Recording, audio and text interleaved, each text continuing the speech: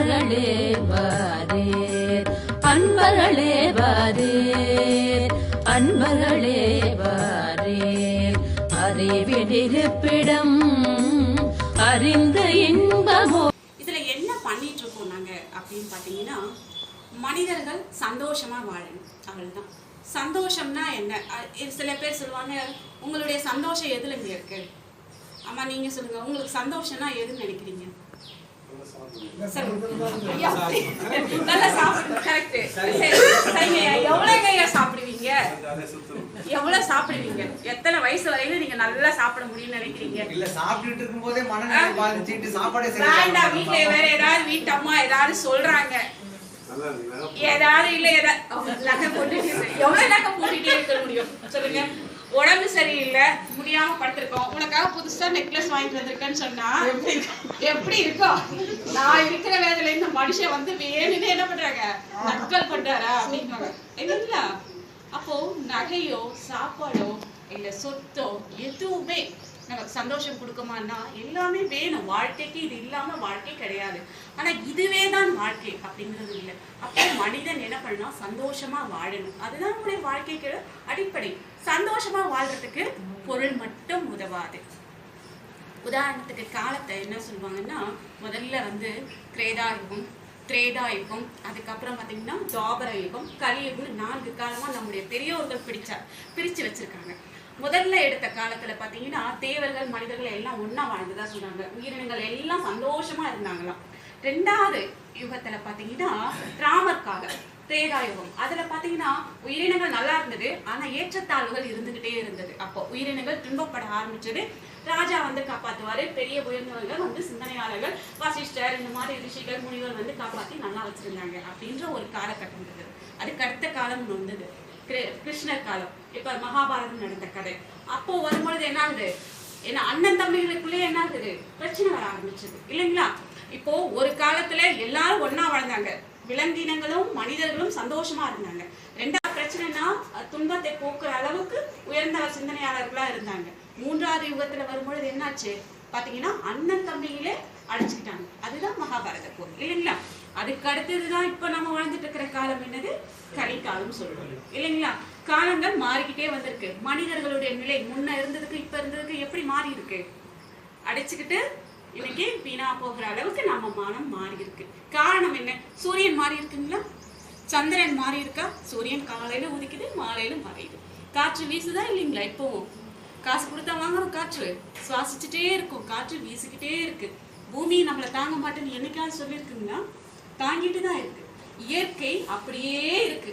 ஆனா மனுஷன் மட்டும் என்ன பண்ணிருக்கோம், நம்ம எல்லாம் காலத்துக்கு தகுந்த மாதிரி மாறிட்டு வந்துட்டோம். இன்னைக்கு ரொம்ப கேவலமான நிலைக்கு வந்துட்டோம்.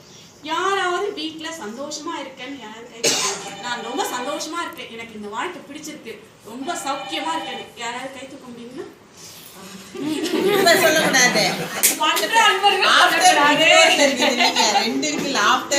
இருந்தது போய் இப்போ ஆனந்தமான நிலை வேணும் நம்ம நினைக்கிறோம். இது ஆரம்பத்துல இருந்து மனிதர்களுடைய சுபாவம் என்னன்னா, உயிர்களுடைய சுபாவம் இப்பவும் ஆனந்தமா இருக்கிறது தான் மனிதர்களும் உயிர்களுடைய சுபாவம். இறைவன் அப்படித்தான் எல்லாரையும் படைச்சிருக்கோம். அப்படி இல்லைன்னா எதுக்கு என்னத்து காரணத்துக்காக நம்ம கஷ்டப்படுறோம் அப்படின்னா, பொருள் சார்ந்து ஏதாவது சாப்பாடு வேணும், தங்கறதுக்கு வீடு வேணும், நிலம் வேணும், கார் வேணும், பங்களா வேணும், இன்னும் சொத்தெல்லாம் வேணும். இதெல்லாம் சேர்க்க சேர்க்க போய் என்ன பண்றோம், சந்தோஷம் அதுல இருக்குன்னு தேடுறோம்.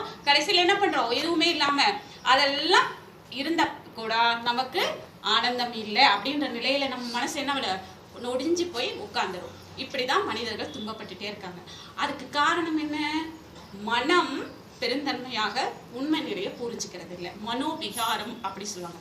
அப்ப அந்த மனதை உயர்த்தக்கூடிய பயிற்சி தான் இந்த மனவளக்கலை. இப்ப நீங்க யோகாக்கு எதுக்காக வரணும் அப்படின்னு கேட்டா ஒரே விஷயம்தான், மனதின் நிலையை நாம புரிஞ்சுக்கணும். நமக்கு கிடைச்ச இந்த வாழ்க்கை ஆனந்தமா எப்படி சந்தோஷமா வாழணும், இருக்கிறத கொண்டு எப்படி திருப்தியா நிறைவா இருந்து வாழ்க்கையில அனுபவிச்சுட்டு முழுமை பெற அடையணும். இதுதான் வாழ்க்கையின் நோக்கம். அதை கற்றுக் கொடுக்கக்கூடியதுதான் நம்முடைய மனவளக்கலை. இப்போ நம்ம உடம்பு சரியில்லாம இருந்தோம்னா சந்தோஷமா இருப்போமா? முதல்ல அப்ப என்ன பண்ணணும், முதல்ல உடம்புக்கு தேவையான பயிற்சிகளை கொடுக்கணும். இப்ப நாம எல்லாம் சொல்லுவோம், நாங்கெல்லாம் கிராமத்துல இருக்கோங்க, நாங்க செய்யாத வேலையா? காலையில 4 மணில இருந்து படுக்கிற வரைக்கும் எல்லா வேலையும் நாங்க தான் செய்யறோம். ஏன் ஓட்டுறோம், களை பறிக்கிறோம், வீட்டு வேலை செய்யறோம், காடு கழனி பாக்குறோம், பசங்களை பாக்குறோம், எங்களுக்கு எதுக்கு தனி பயிற்சி அப்படின்னு நீங்க கேட்கலாம். நியாயம்தான். ஆனா இது எல்லாம் உங்க உடம்பை இயக்கிட்டு இருக்கக்கூடியதே என்னன்னு பாத்தீங்கன்னா மூச்சு காற்று. சுவாசிக்கணும்ல, மூச்சு காற்று வரலன்னா என்ன பண்ணுவாங்க? செத்த போனோம்னு சொல்லுவாங்க இல்லைங்களா? அப்ப நம்மளை இயக்கிட்டு இருக்கிறது எது? காத்து. நம்ம காத்துக்குரிய பயிற்சி எதையாவது செஞ்சிருக்கோமா? கொஞ்சம் யோசிச்சு பாருங்க. வேலையில செய்யறோம், வயல் வேலை செய்யறோம், வீட்டு வேலை செய்யறோம், எல்லா வேலையும் செய்யறோம். ஆனா மூச்சு சம்பந்தமான பயிற்சிகள் ஏதாவது பண்றோமா? இல்ல. அதே மாதிரி பெண்களுக்குன்னு சில குறிப்பிட்ட உறுப்புகள், ராஜ உறுப்புகள் இருக்கு, கர்ப்பப்பை இருக்கு, இன்னும் எத்தனையோ விஷயங்கள் இருக்கு. அவங்களுக்கு ஏற்படக்கூடிய பிரச்சனை தீர்க்கிற அளவுக்கு நம்ம பயிற்சிகள் பண்றோமா அப்படின்னா முழுமையா இல்லை. அதையெல்லாம் சொல்லிக் கொடுக்கறது தான் நம்முடைய உடற்பயிற்சிகள். சரிங்களா? நம்ம உடம்பில் உள்ள செல்கள், ஆறுகள், ராஜ உறுப்புகள் இது எல்லாவற்றையும் இயக்கக்கூடிய ஒரு எளிய முறை பயிற்சி தான் உடற்பயிற்சிகள். அப்ப என்ன பண்றோம்னா இந்த வகுப்புல உடற்பயிற்சி சொல்லித்தரும், மனதை வளப்படுத்தக்கூடிய பயிற்சிகளை சொல்லித்தரும், வாழ்க்கையில எப்படி ஆனந்தமா வாழணுமோ அதுக்குரிய வழிமுறைகள் காட்டும். கோவப்படாதவங்க யாராவது இருக்குமா? கோபம் யாருக்கு? ஐயா உங்களுக்கு கோபம் வருமா வராதுங்களா? அதெல்லாம் கேட்கக்கூடாது. பரவாயில்ல, கோவம் வரும் இல்லையா? நிறைய வரும். ஏன் கோவம்? 2வது தடவை கேட்டா அதிகம் வரும். சரி பரவாயில்ல. இந்த கோபம் ஏன் வருது? அந்த கோபத்தை வந்தா எப்படி கண்ட்ரோல் பண்றது? யார் மேல கோபம் வருது? கோபப்பட்டா நஷ்டம் யாருக்கு? லாபமா நஷ்டமா? கோபப்பட்டா கண்டிப்பா நஷ்டம் தான் ஆகும். அதை எப்படி தவிர்க்கிறது? வந்தா அதை என்ன பண்றது? இதை பத்தின ஒரு ஆங்கிரி மேனேஜ்மெண்ட்னு சொல்லுவாங்க. கோபத்தை நம்ம என்ன பண்ணுவோம்? சீனம் தவிர்த்தல். அதை எப்படி பண்றது? பயிற்சி முறைகளை நாம சொல்லுவோம். அதெல்லாம் நம்ம யோகாவில தான் போடுறது. அது மட்டும் இல்லை, கவலை இல்லாதவங்க யாருன்னா இருக்குமா? எல்லாருக்கும் ஒரு கவலை இருக்கும் இல்லைன்னா? கவலை இல்லாத மனிதனே இல்லைன்னு நம்ம கண்ணதாசனே சொல்லிட்டாங்க. அப்போ கவலை இல்லாம இருக்காங்க. யார் இருக்காங்க? குழந்தைங்க கவலை இல்லாம இருக்காங்க. அதுக்கப்புறம் பெரியவர்கள், ஞானிகள் இப்பவும் இருக்காங்க. இன்னொருத்தரும் இருக்காங்க. யாருன்னு சொல்லிட்டுமா? நம்முடைய வேதாத்திரத்தை நன்கு உணர்ந்தவர்கள், புரிந்தவர்கள், உண்மையை தெரிஞ்சவங்க கவலை இல்லாம இருப்பாங்க. உண்டா இல்லையா? ஆனா அவங்களுக்கும் உடம்புல ஏதாவது பிரச்சனை இருக்கும், குடும்பத்துல ஏதாவது கஷ்டம் இருக்கும், பொருளாதாரத்துல பிரச்சனை இருக்கும், பண வசதி இல்லாம இருக்கும், கவலை இல்லாம இருப்பாங்க. எப்படி இருப்பாங்கன்னா உண்மை நிலையை உணர்ந்திருப்பாங்க, நல்ல கவலை இல்லாம இருப்பாங்க. இதெல்லாம் எங்க நம்ம சொல்லி தரோம்னா இந்த மனவளக்கலையில சொல்லி கொடுக்குறோம். இதைத்தான் நம்ம யோகா இந்த பண்ணிட்டு இருக்கிறோம். அதற்குரிய மையமாக தான் இன்னைக்கு நெடுமானோட நம்ம இன்னைக்கு தவ மையம் ஆரம்பிச்சிருக்கோம். அதனால நம்ம எல்லாருமே நம்முடைய பிறவியின் நோக்கமான ஆனந்தமா சந்தோஷமா வாழ்றதுக்குரிய வழிமுறைகளான உடற்பயிற்சி, மனப்பயிற்சி, வாழ்க்கை முறைகள் இது எல்லாத்தையும் தெரிஞ்சுக்கிறது தான் நம்முடைய யோகா. அதைத்தான் இன்னைக்கு தவ மையமா இன்னைக்கு ஆரம்பிச்சிருக்கோம். சரிங்களா? இப்போ ஒரு பெரியோர்கள், ஒரு சிந்தனையாளர்கள் ஒரு விஷயம், ஒரு அந்த காலத்துல நம்முடைய மகரிஷிக்கு முன்ன காலத்துல அப்பெல்லாம் இந்த காலனா அரையனா சொல்லுவாங்க. பெரியவங்களுக்கு எல்லாம் தெரியும்னு நினைக்கிறேன். ஒரு விவசாயி, நல்ல வேலை செய்யக்கூடியவர். விவசாயினா அவருக்கு சொந்த நிலம் கிடையாது, வேற எங்கேயாவது போய் வேலைக்கு போவாரு, வர கூலியை வச்சுட்டு இந்த குடும்பத்தை நடத்துவாரு, அவர் இருப்பார். அப்போ ஒரு நாள் வந்து தேவர்கள் கேட்கிறாங்க, இந்த உலகத்திலேயே ரொம்ப சந்தோஷமான மனுஷன் யாரு அப்படின்னு கேட்ட உடனே நாரதர் கிட்ட சொல்றாங்க, இந்த உலகத்துல ரொம்ப சந்தோஷமான மனுஷன் யாருன்னு பாத்தீங்கன்னா அந்த விவசாயி தான் அப்படின்னு சொன்ன நாரதர் கேட்கிறாராம், அது எப்படி நீங்க சொல்றீங்க? அவருக்கு ஒண்ணுமே கிடையாது, நிலம் கிடையாது, வீடு கிடையாது, குழந்தை இருக்கு, புள்ளக்குட்டி இருக்கு. அது மட்டும் இல்ல, அவங்களுக்கு வந்து விதவையா ஒரு அக்கா வேற இருக்காங்க, அப்பா அம்மா இருக்காங்க. இத்தனை பேருக்கு சாப்பாடு போடணும், வேலையும் தினமும் கிடைக்கிறது இல்ல, எப்பயோ ஒரு வருடம் தான் வேலை கிடைக்குது.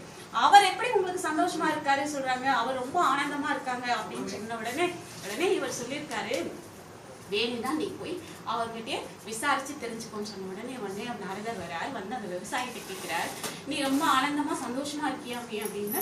ஆமா, நான் ரொம்ப நிறைவா இருக்கேன், நான் நல்லா தானே இருக்கேன், எனக்கு என்ன அப்படின்னு, நான் இப்பவே இறந்து போனா கூட எனக்கு எந்த பிரச்சனையும் இல்லை, நிறைவா நான் வாழ்ந்துட்டு நான் போறேன் அப்படின்னு சொன்ன உடனே கேட்டேன், இப்படி இருக்க உனக்கு என்ன கூலி வருது, வருமானம் அப்படின்னு சொன்ன உடனே அப்போ வந்து அந்த காலத்துல 4 அணா எனக்கு அப்படின்னா, 1 அணா 2 அணா 3 அணா 4 அணா சொல்லுவாங்க. 4 அணா எனக்கு ஒரு நாளுக்கு கூலி.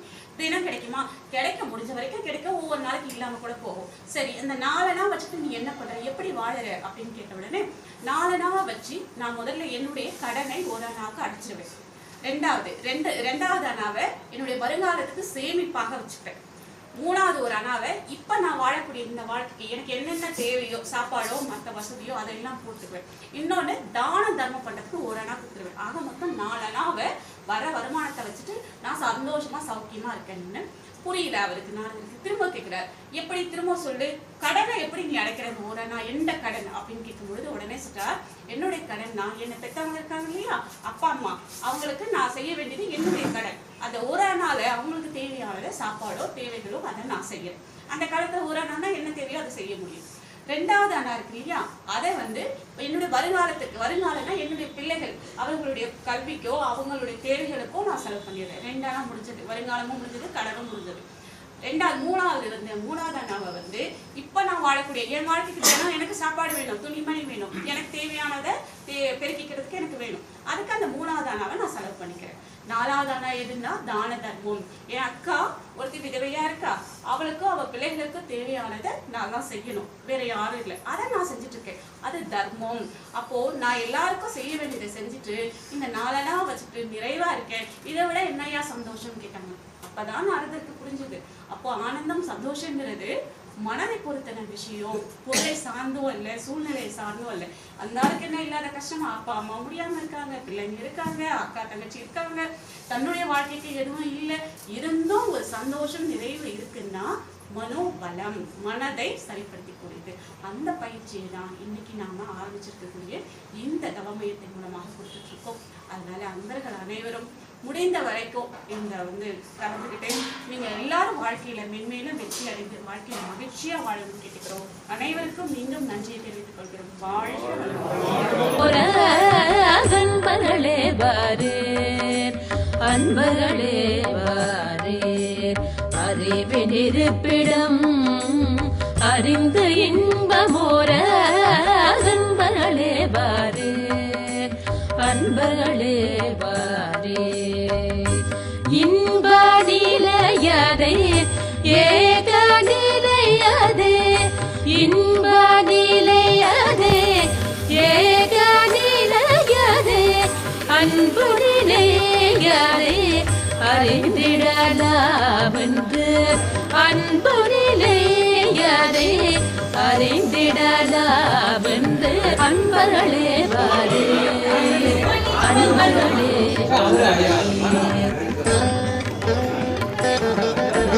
இல்ல அவர் வெளியே இருக்காரு. வாரீர்.